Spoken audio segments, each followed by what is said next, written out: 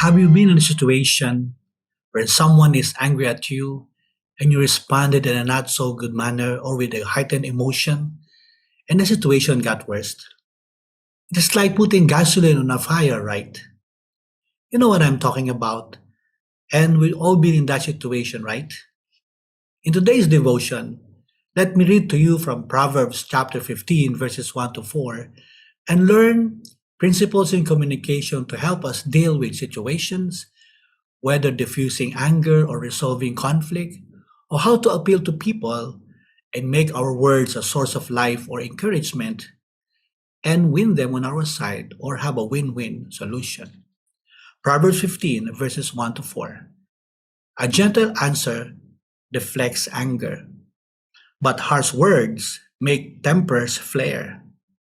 The tongue of the wise makes knowledge appealing, but the mouth of a fool belches out foolishness.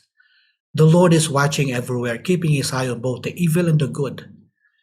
Gentle words are a tree of life. A deceitful tongue crushes the spirit.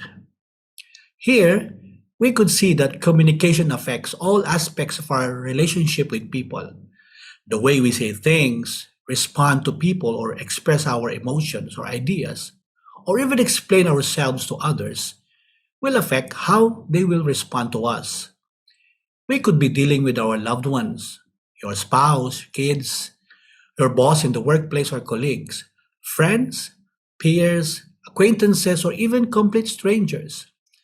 The way we answer, present ourselves, or use words or intonation of our voice through our communication will determine if we will be able to connect, resolve conflict, win them to our side, make enemies or friends, or convince them of what we believe in. In verse 1, in dealing with anger, the way to diffuse anger is to answer gently. In Hebrew, it means soft, faint, tender, or weak. So verse 1 says here, a gentle answer deflects anger.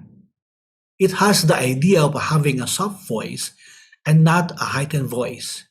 And if we fail to do this and instead use wrong words or harsh words, Proverbs says, but harsh words make tempers flare.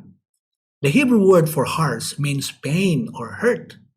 No wonder when we respond with hurting words that will cause pain, it would make the angry person flare up even more and the situation gets worse. So the way to deal with anger is to answer softly and not with a heightened tone of voice or emotion. Verse 2 it says here, the tongue of the wise makes knowledge appealing, but the mouth of a fool belches out foolishness.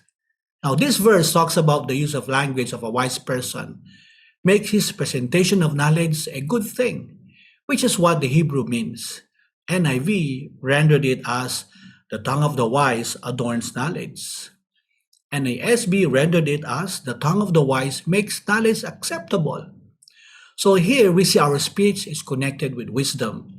And if we want to appeal with reason to people we come in contact with, and they accept what we are telling them, then we better adorn our speech with right and good words.